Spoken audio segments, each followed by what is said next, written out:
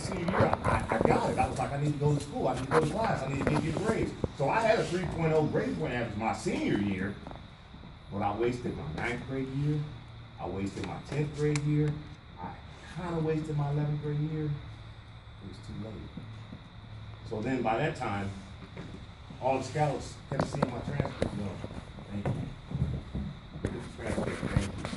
They look at the transcript. They look at the film. I was balling on film, but when they looked at the transcript, they're like, no way, you can't get into our college. So I had to go to a junior college. I thought, okay, dream deferred. No problem, I'm not gonna give up because it was burning in here. I said, I'll go to a junior college. Made the dean's list my freshman year because I understood how the game was played. And I was determined. Dean's list. That means I had a 3.5 GPA or higher. I was on the road, scouts were coming back. But I blew out my knee. I had an injury. So that killed that dream. But in my heart, I knew I can be successful. I just didn't know which way I wanted to go. I started working different jobs, doing different things, and still thinking about maybe I can be a baller, maybe I can do this. And something happened in my life. Tragedy, but yet it shaped my life. My mother was diagnosed with cancer. At 19 years old, my mom died. My whole world changed. And I had to then figure out what I was going to do in life. And so I worked in different jobs, and I finally joined the sheriff's department, San Diego Sheriff's Department. Didn't really know what the job was about. I grew up in the hood, so I wasn't really wanting to be a cop, but at the same time, I knew it was a great opportunity. I knew I could make money, right? I knew I could provide for my family. And once I got in the job, like you guys heard, I just started working hard. I started doing the things that I needed to do. I stayed on my grind. I kept everything that I had to do, every job, every function, I did it with excellence. So I believe God started promoting. He started elevating. People started recognizing the things I was doing. And I promoted from a deputy to a sergeant. Promoted from a sergeant to a lieutenant, from a lieutenant to a captain to a commander. I became the first African American commander in the history of the San Diego Sheriff's Department. I thought that was cool. I was like, I've reached the pinnacle. And then 3 years ago, the sheriff came and said, I'm gonna make you an assistant sheriff. I'm the first African American in the history of the San Diego Sheriff's Department, and it's a history of 166 years. The Sheriff's Department's been around 166 years. I'm the first one to ever attain that rank. So I know God has been blessing me. But God doesn't bless you if you don't work hard. Right? There was a great man by the name of Frederick Douglass. He said, I prayed for 20 years. You guys heard of Frederick Douglass? Yeah. Yeah. He said, no, he can tell me I ain't that old. I'm old, but I ain't that old. he said this. He said, I prayed for 20 years and nothing happened until I started praying with my legs.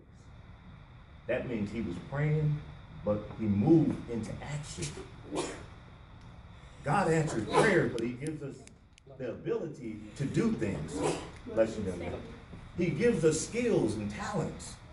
He gives us intellect. He gives us passion. He gives us gifts that we can use for his glory. And in using it for his glory, we're able to bless others, to help others, to help our own, to be examples, to be role models. And so that's kind of my story and where I've been, where I'm at. Did I have an easy life? I had, we were poor. 6 kids in my family. Mom and dad got divorced when I was 8 years old. All the things that people go through. But that never stopped me. I never stopped my brothers. We all worked hard. They all worked, had great jobs. Never stopped my sisters. They all have done well. It's all about what's in here, in your heart, and in your mind, and what you do with those skills, and when you finally get the opportunity to take advantage of that opportunity. So that's kind of my story. I'm not sure what format, how you guys want it, if you want to open up for questions or comments. I'm sure they have some questions. Yes, sir.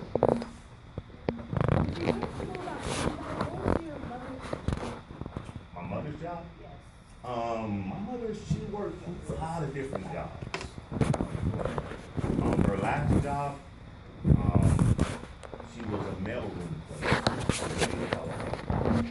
She worked really hard at that job. What did you do in elementary school and middle school? As far as what? Just I guess from like fourth.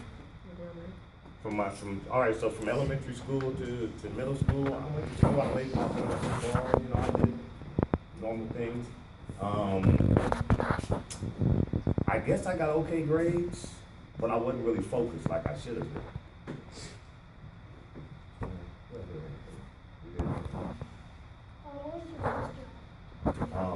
First job.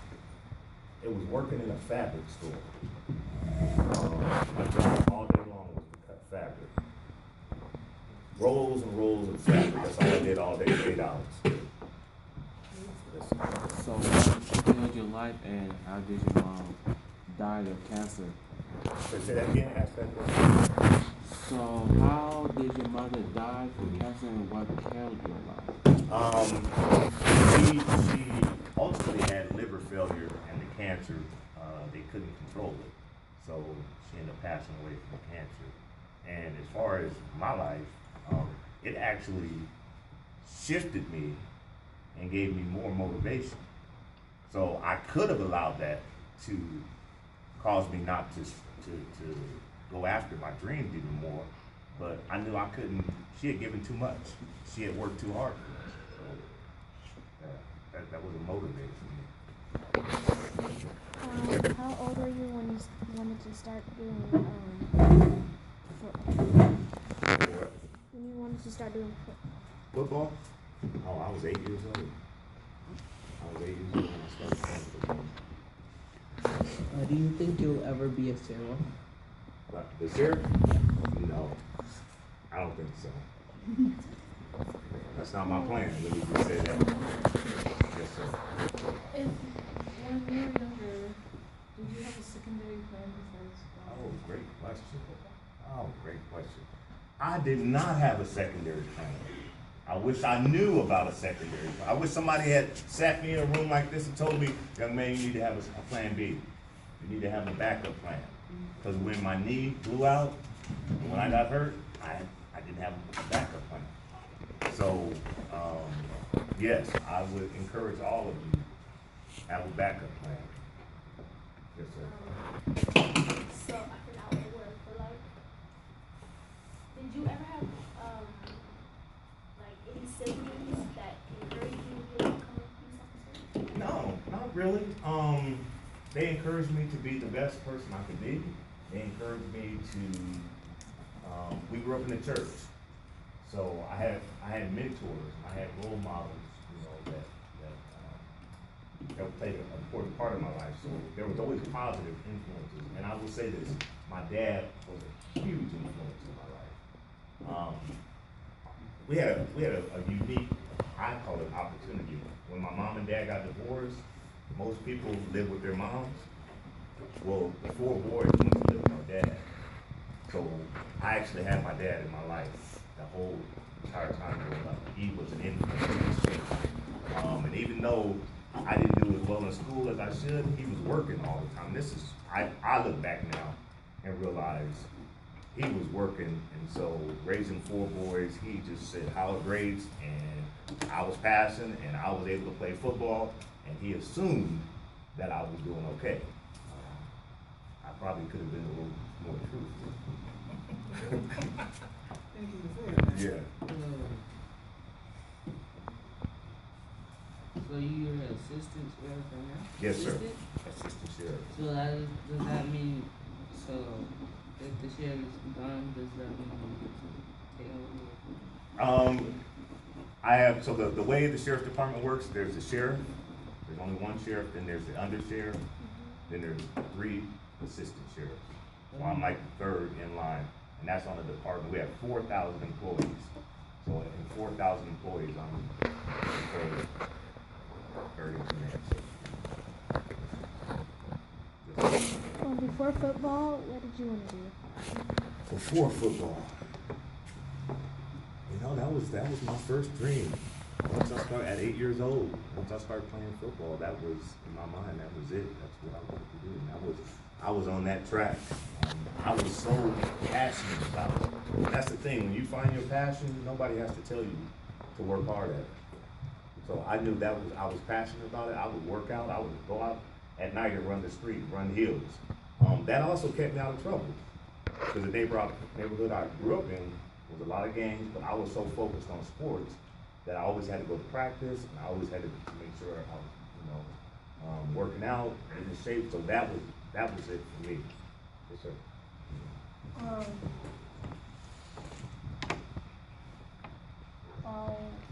What would you remind me focus on if you're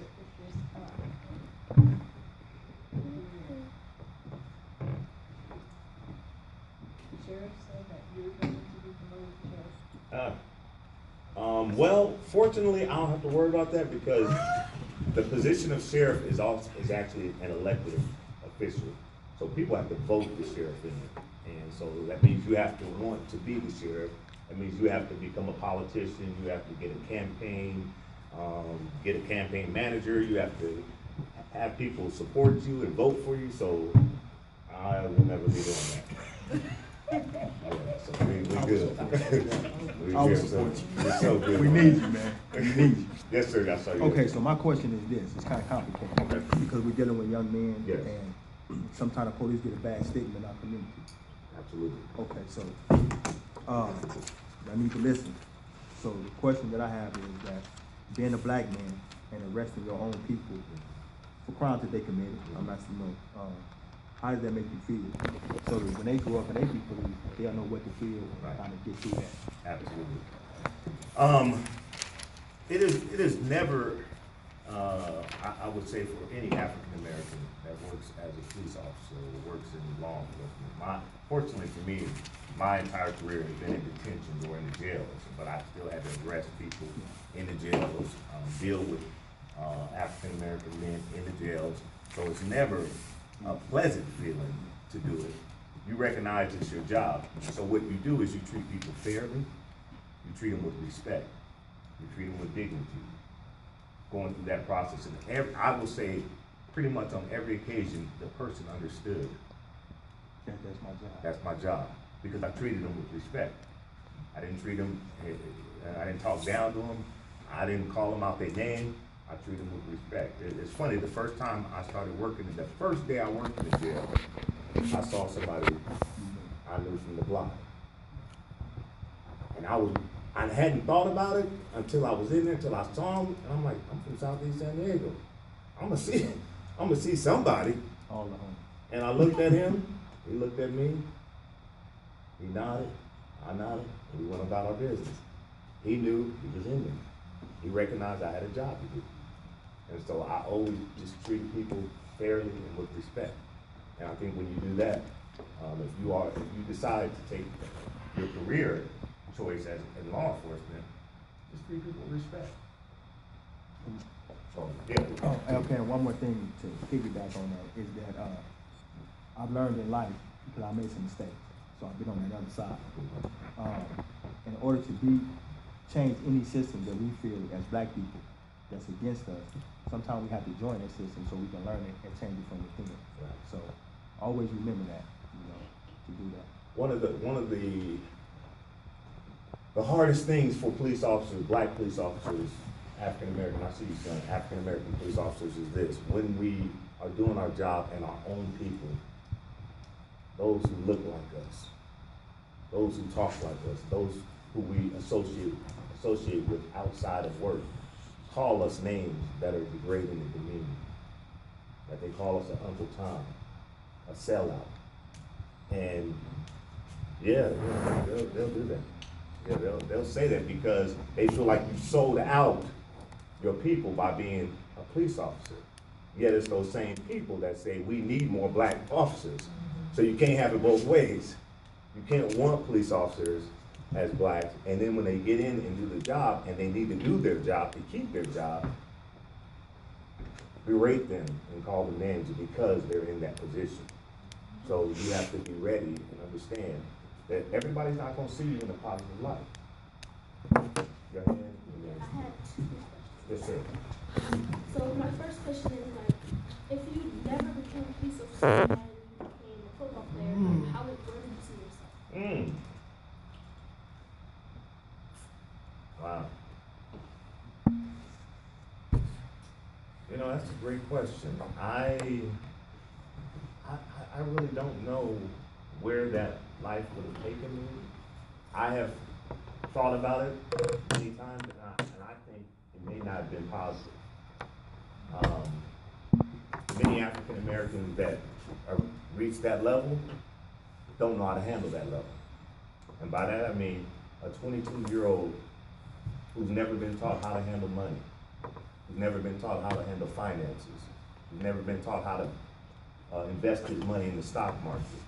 Many of our young brothers that go to the NFL and go to the pros lose all their money.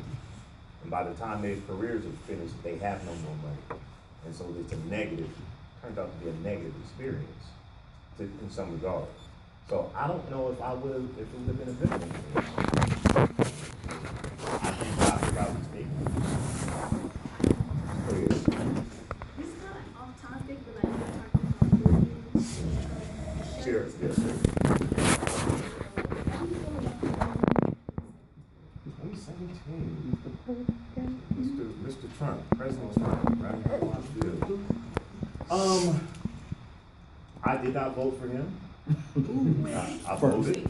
Yeah, I voted. I didn't vote for him. I'm somewhat surprised that we have our president based on how all the elections and the campaign process went. I think this is going to be an interesting 4 years. And that's putting it nicely. Maybe Yeah, it's going to be an interesting 4 years. But I will say this. We can't lose our minds because he's in office. You know, we have to maintain and understand that we still have to do what we have to do. And you see people already marching, protesting,